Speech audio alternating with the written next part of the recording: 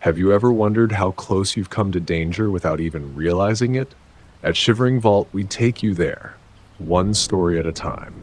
But before you drift off, consider liking this video, commenting where you're watching from and at what time, and subscribing to keep these chilling stories coming. Now, let's dive into these unsettling tales.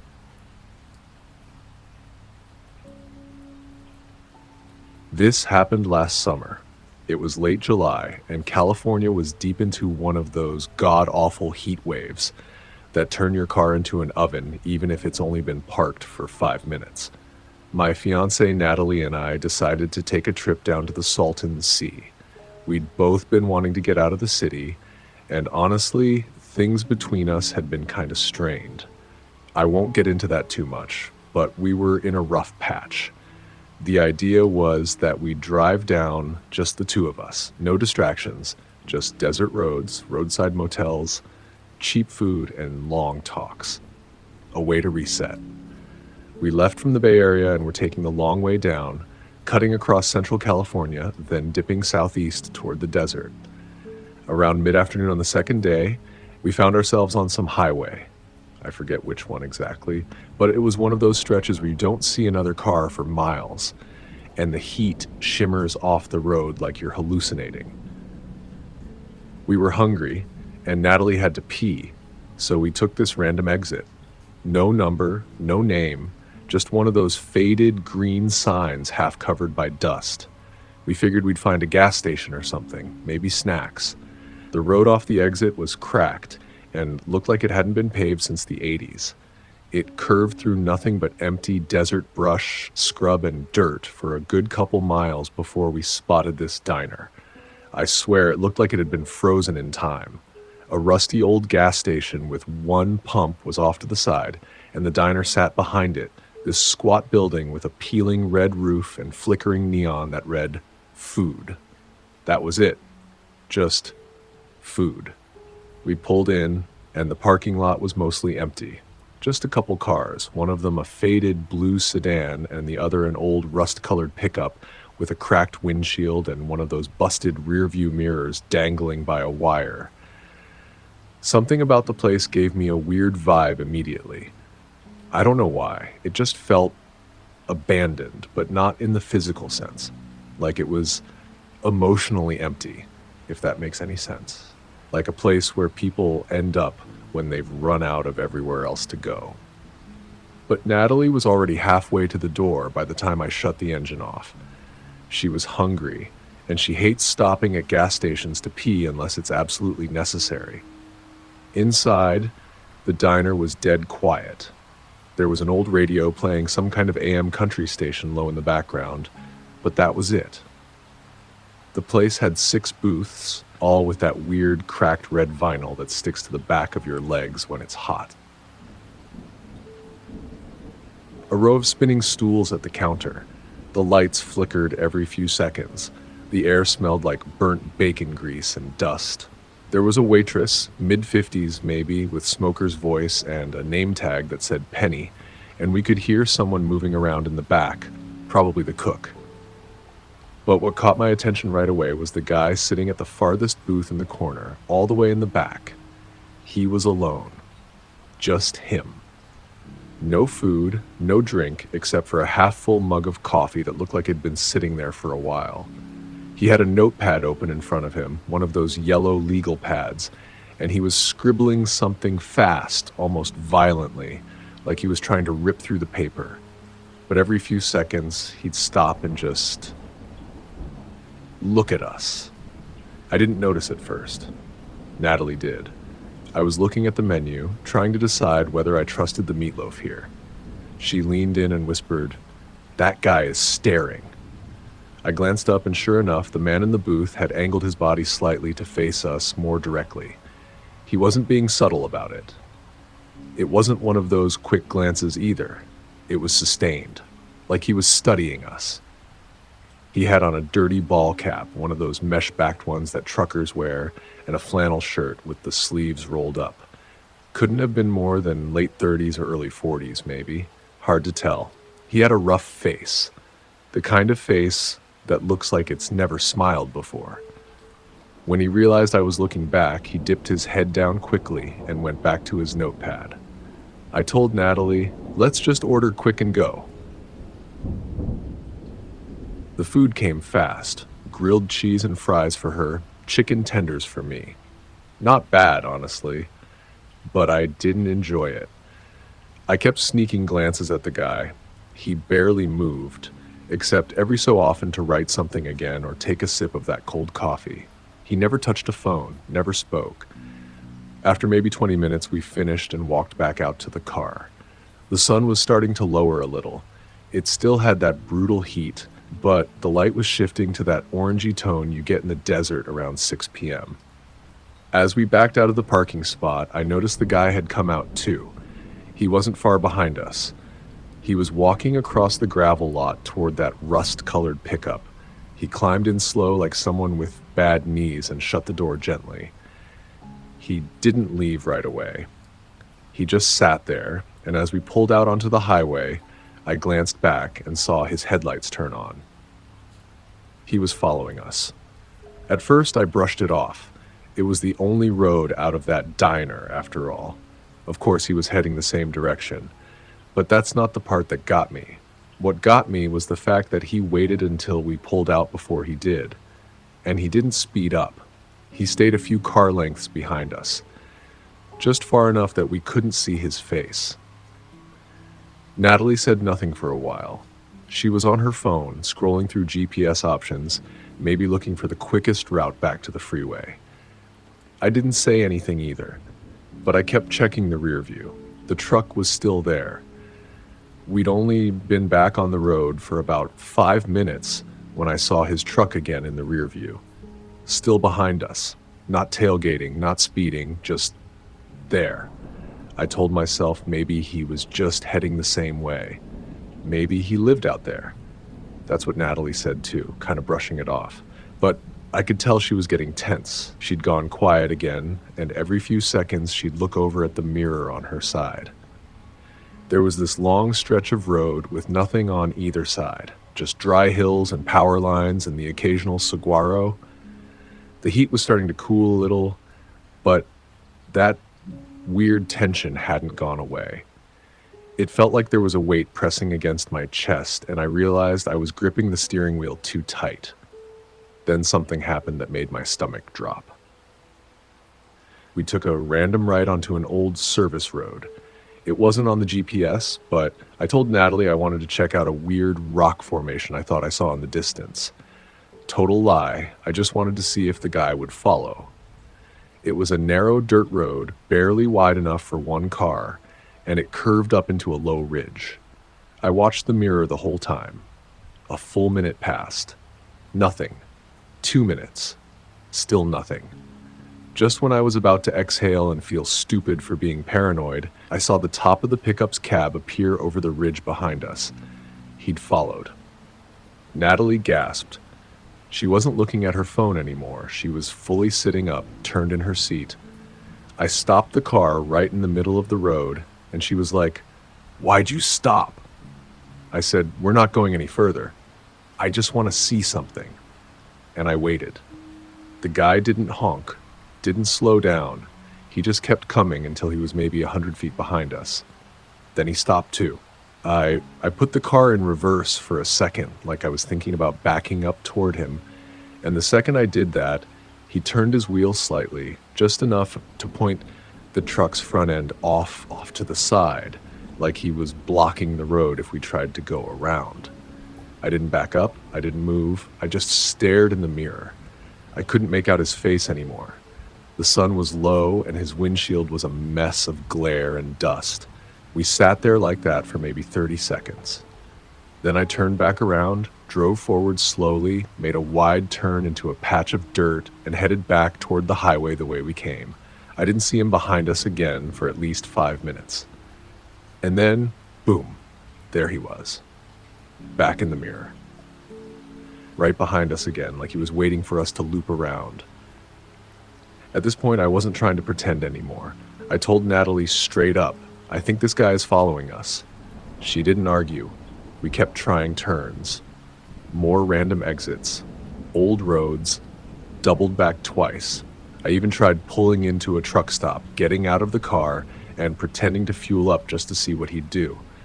He passed by real slow, never looking our way, just kept going like he didn't even notice us. Then, 10 minutes later, we got back on the highway and he was behind us again. That's when we both started to panic. I kept asking myself, why us? We didn't talk to him, didn't even bump him or anything. Natalie thought maybe we'd somehow cut him off without noticing, or maybe he was just crazy. That was the worst thought, that this wasn't about us, that he just picked us. We drove faster, tried to lose him by weaving through what little traffic there was. A couple semis, a car with Arizona plates. But he kept catching up, like he knew how to stay just close enough to keep us nervous, but not close enough to do anything illegal. We started scanning the GPS for any police station, any sign of civilization. The nearest town was still 40 miles out. I forget the name now. Just a blip on the map. 40 miles doesn't sound like much, but in the desert, with the sun going down, and someone trailing you like they've got all the time in the world, it feels like a lifetime. The scariest part of the whole ride was that he never once acted aggressive. He didn't flash his lights, didn't honk, didn't swerve. It was the calmness that made it worse. At some point, Natalie started crying softly.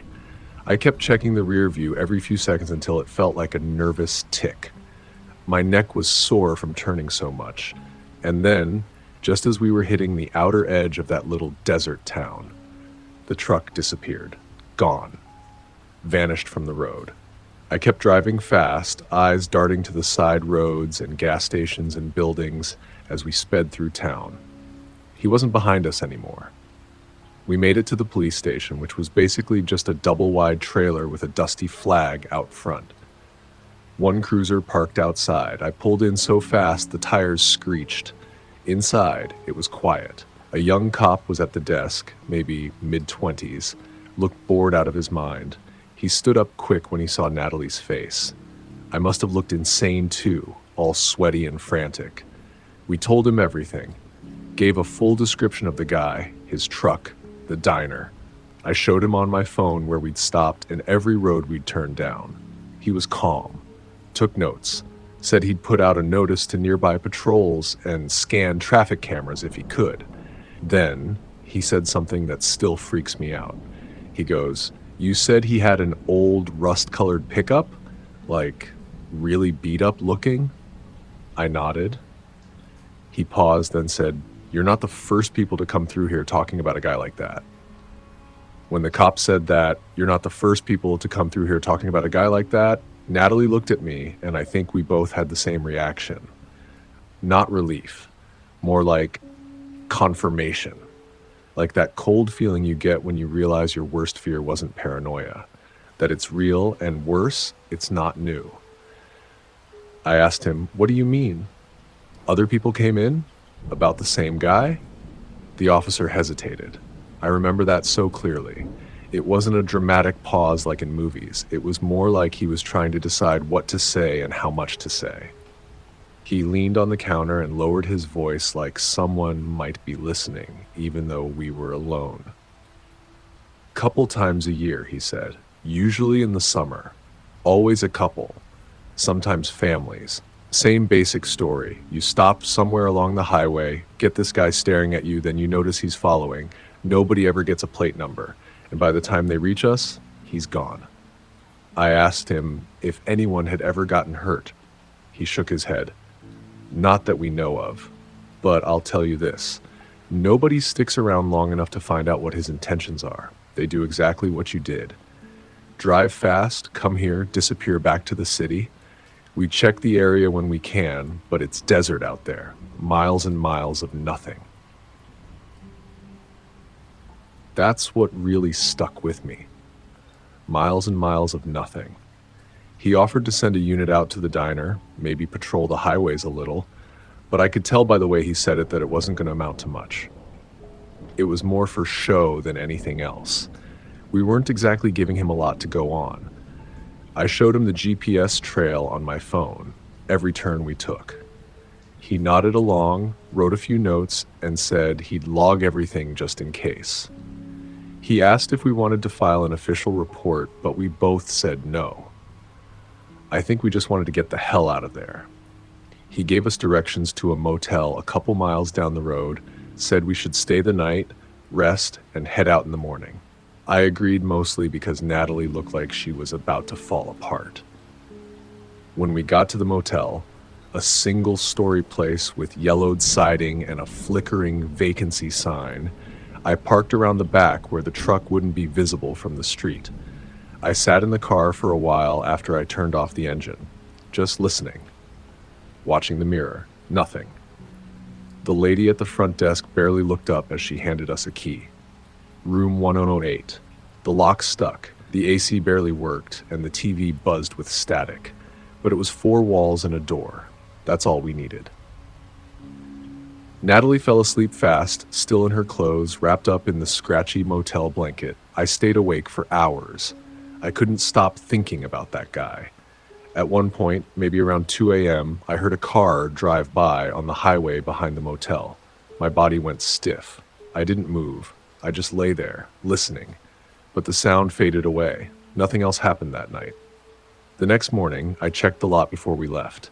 Every truck that passed us on the road, I looked twice, maybe 3 times. But I never saw that rust-colored pickup again. We made it to the Salton Sea that afternoon. Didn't stay long. The whole place felt off after what we'd just been through. We took a few pictures, then turned around and drove back home the next day. Neither of us said much. It's been almost a year now. I still think about it sometimes, especially on long drives. Every time I see an old pickup in the distance, my stomach tightens a little. I check the mirrors more often now. I've driven past that part of the state twice since then, and I always make sure I have a full tank before I get close. I never take exits that aren't marked, and I never, ever stop at roadside diners in the middle of nowhere.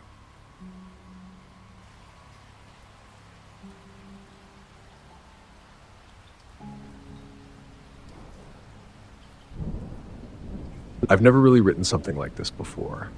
I'm not a writer or anything. I'm a graphic designer. I just do logos and social media layouts and stuff for small businesses around San Diego. Not exactly someone who gets into this kind of thing, but I need to get it out because this happened to me, and the more time passes, the more I realize how easily it could have gone another way. And if someone else is out there planning a solo trip like the one I took, I just want to say, please be more careful than I was. This happened last fall in early October. I had just turned 26 and I was feeling completely burnt out. The company I was working for had just finished a huge campaign that basically meant I hadn't taken a day off in nearly 3 months. I was fried. I had also just ended a long relationship that I stayed in too long. You know the kind. It wasn't bad exactly. It just stopped working. So I decided to take a solo trip. I had a converted van I'd been working on during the pandemic. Nothing fancy, just a bed in the back, some shelves, a cooler, a camp stove. I'd planned to drive up the California coast for about a week. Just me, the ocean, some sketchbooks, and no notifications. I was going to stop at state beaches, walk the cliffs, sleep wherever I felt like it. I just wanted quiet. The first 2 nights were beautiful. I stayed near San Simeon the first night, watched elephant seals flop around, then parked under some big cypress trees and fell asleep to the wind. The second night I was further north near Big Sur. There were other campers nearby, and I remember hearing music and laughter drift in from another van. That actually helped me sleep. There's something comforting about knowing other people are around, even strangers. By the third night, I'd driven farther up and then looped back south, trying to avoid the crowds. I'd been driving all day, stopping to sketch, grab gas, and walk a few beaches. Around late afternoon, I was driving along a narrow coastal road. I think it was County Road 112. I don't even remember the exact route now, but it dipped toward this wide curve in the coastline, and that's when I saw it. This dirt pull-off just past a faded wooden sign. It wasn't on any app or travel site I'd been using. The name sounded vaguely familiar, but I wasn't sure from where. The sign was sun-bleached and half covered in sand, and the pull-off itself was almost hidden behind some coastal brush. I slowed down and pulled in carefully. It was perfect. You could see the entire curve of the bluff from there, the ocean crashing against the rocks below, the beach completely empty, the kind of view you get postcards of. I parked the van facing west so I could watch the sunset right through the windshield.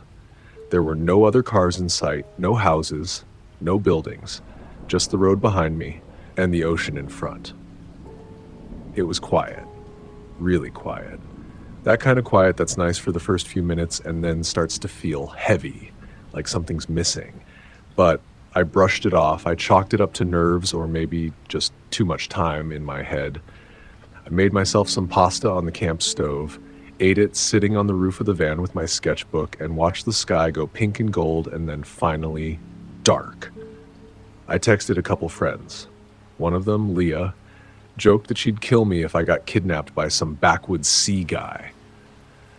I sent her a photo of my pasta and the beach and said, "If I get kidnapped, at least the last meal was decent." I climbed into bed around 10. I locked the doors from the inside, something I always do when I sleep in the van. I had the windows cracked just a little to let in the ocean air. The van rocked gently with the breeze, and I fell asleep to the sound of waves crashing in the distance. It was exactly what I needed.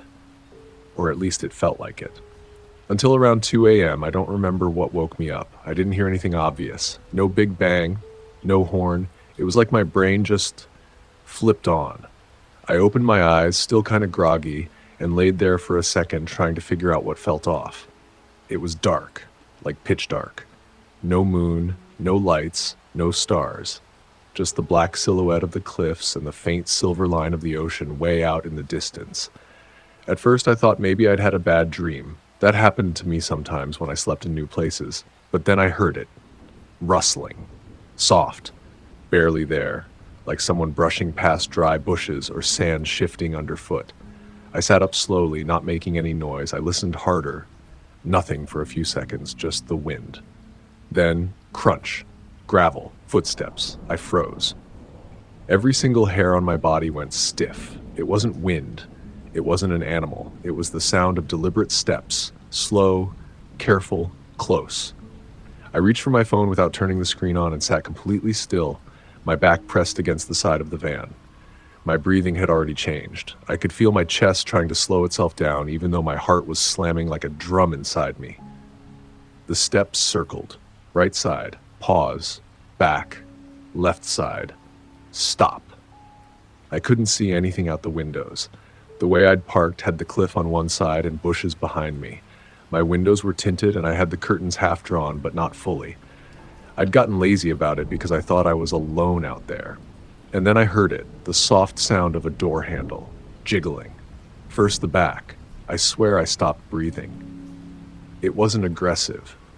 It was this slow, methodical test, like they were just checking.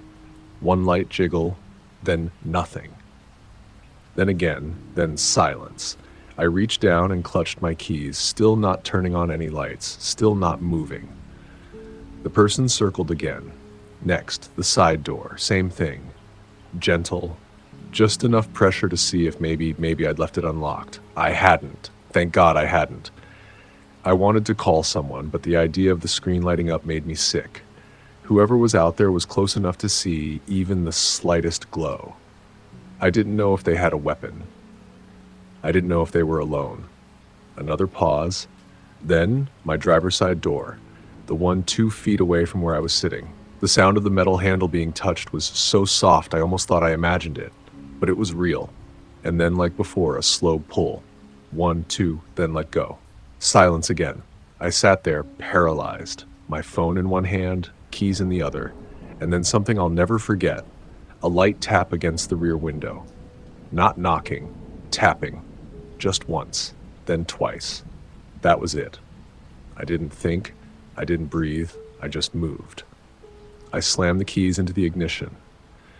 The engine took a second to turn over because I hadn't run it in hours. It felt like the longest second of my life. When it finally fired up, I threw it into reverse and peeled out of the pull-off so hard I felt the back tires slip in the gravel. My headlights swept the bluff as I turned onto the road. That's when I saw them.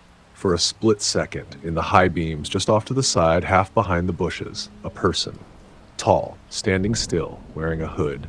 Wearing a hood, no mask, no weapon. Just a stillness that felt wrong. Too calm. They didn't flinch, didn't run. Just stood there as I blew past, my heart jackhammering inside me. I drove for miles without stopping. Maybe 20, maybe more. The road twisted inland. There were no lights. Just my van cutting through the black and me trying not to break down completely. I found a gas station near a town. It was lit up like a Christmas tree and felt like a miracle. I parked right by the front door and ran inside. The guy behind the counter was probably 19. I must have looked insane because the second I opened my mouth to talk, he reached for the phone like he was about to call someone. I told him I needed the police. A sheriff deputy showed up about 30 minutes later.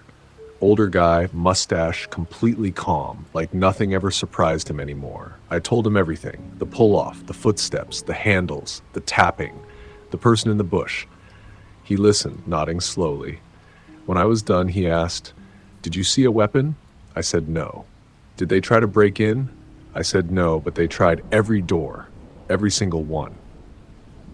He sighed, said he'd drive out there and check, that I offered to show him the location on the map, but he just waved it off and said, "Probably just a drifter.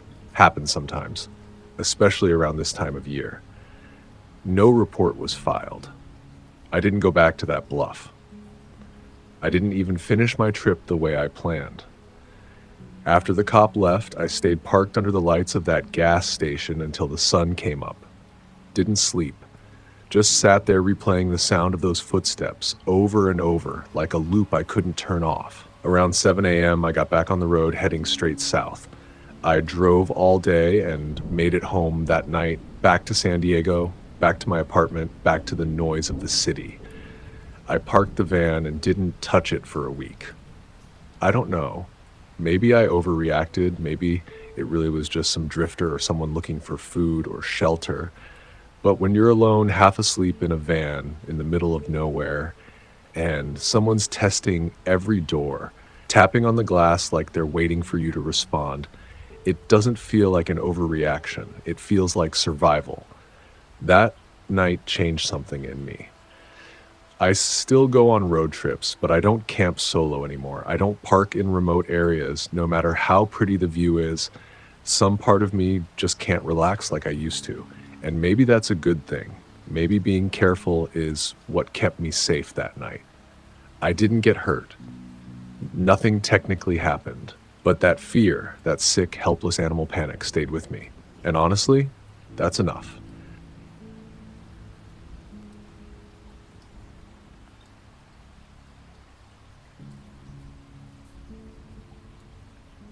It was one of those rare weekends where I finally had a little time to myself. As a college student, my life had been a blur of lectures, assignments, and endless studying for months.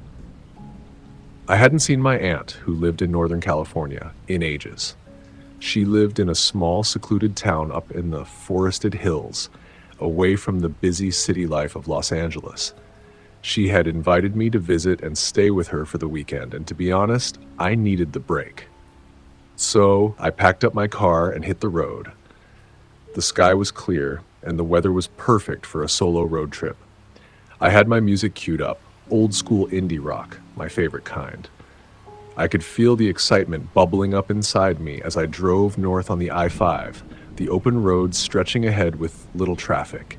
The kind of drive where the world feels like it belongs to you. Somewhere past Sacramento, the signal on my phone started to flicker and drop out.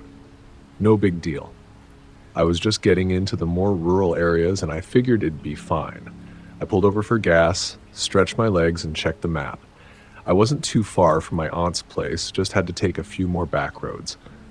I started following the route on my phone, But soon I realized I had no service. Okay, not ideal, but still manageable. I kept driving, following the winding road past hills covered in trees, the air cooler, more crisp. The only sounds were the hum of the engine and the occasional bird call. It was peaceful, almost serene. Then my gas gauge started blinking. Of course, just my luck. I didn't think it was an emergency yet, but it was getting late and the roads around here weren't exactly well lit. I hadn't seen another car in a while, but as I drove on, I caught a glimpse of something ahead, faint light shining from a porch, a dim glow, the kind that made it clear someone lived out here. I pulled onto a gravel driveway, my tires crunching over the stones as I coasted up to the farmhouse. The house was old, weathered, and surrounded by tall trees, almost like it had been here forever. The porch light flickered like it was barely holding on. I thought I could just ask for directions, maybe get some gas. Hopefully, I wouldn't have to venture too much farther. It felt like I was getting deeper into the wilderness, and the thought of running out of gas was starting to make me uneasy. I knocked on the door. The moment it opened, I saw him, a man, probably in his 60s, wearing a flannel shirt. His face was weathered like the house, his eyes tired but kind. He seemed harmless enough. "Hey, sorry to bother you," I said, trying to sound as polite as possible. "I'm a bit lost and my gas is running low. Do you know how far I am from the nearest town?" He blinked, looking at me for a moment. "You're a bit off the beaten path, sweetheart," he said slowly, his voice gravelly. "I can tell you the way, but my brother, he knows the area better. Why don't you come inside? He's just in the back. I'll get him for you." I hesitated. Something about his tone didn't sit right with me. No, that's okay," I said, trying to smile. "I really just need directions. I don't want to bother you." But the man didn't seem to take no for an answer. He just smiled wider and said, "No need to worry. My brother's right there. It'll only take a minute." I could feel my stomach tighten, like a knot that wouldn't loosen. Every instinct told me to turn around and leave, but I didn't want to be rude. I told myself maybe I was overreacting, that it was just an old man offering help. "Just a minute," I said, holding up my hand. "I'm good, I promise." But his smile didn't fade. It actually seemed to stretch further, his lips pulling back a little too wide. "Stay," he insisted. I froze. Something about his gaze, it wasn't right. It felt like he wasn't just looking at me, but through me. I thanked him quickly and turned to leave, already taking a step backward toward my car. My heart started to beat faster. As I made my way back down the steps toward my car, I heard the soft crunch of gravel behind me. I turned my head just in time to see the old man following me. Not running, just walking at a slow, deliberate pace. I reached the door of my car and yanked it open. As I slid into the seat and started to shut the door, I glanced up. That's when I saw him. A man, much taller, much larger, standing at the side of the house. His face was shadowed by the dim light, but I could see his wide, crooked grin, almost as if he was waiting for me to notice him. My fingers fumbled to turn the key, and as I slammed the door shut, I could hear the old man's voice from behind me. "Wait. Just a second." I didn't wait. I shoved the car into reverse, barely checking my mirrors, and hit the gas. The gravel spun out behind me, the tires screeching. I didn't care if I was too close to the fence, I just wanted to get out of there. But before I could get away, I saw the large man step forward, right in front of the car, his arms stretched wide, blocking my way. I slammed the car into drive, not caring that I was about to hit him. I was going to go straight through him if I had to. The man jumped back at the last second, just barely missing the bumper, and I floored the gas pedal. The tires screamed again, spinning on the gravel road. My heart was in my throat as I flew down the unmarked path. The road was narrow, the trees close on both sides, and I had no idea where I was going, but I couldn't stop. Branches scraped the sides of my car, leaving deep scratches in the paint, but I didn't dare slow down.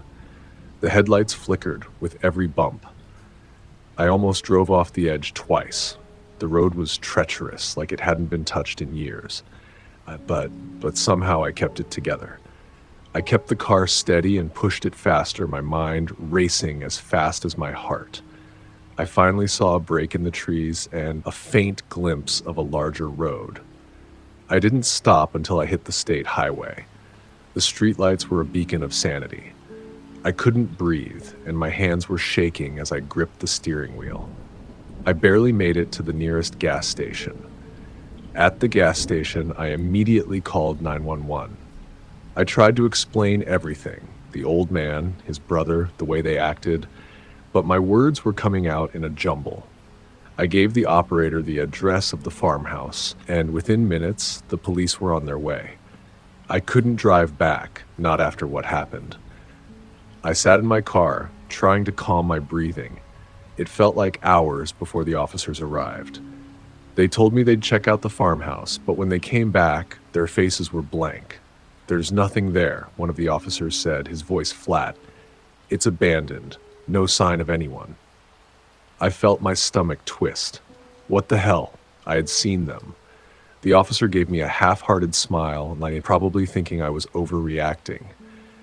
Maybe just a couple of guys out there messing around. We'll keep an eye out, though. They never found them. They were gone, like they had never been there at all. I never drove down those back roads again. After that night, I couldn't bring myself to take any detours, even if I knew it would save time. I stuck to the highways. The next time I visited my aunt, I took the long way around, driving on busy roads with lots of people. I still don't know what happened that night, whether those men were real or if I imagined them. But every time I think back on it, I feel the same chill down my spine.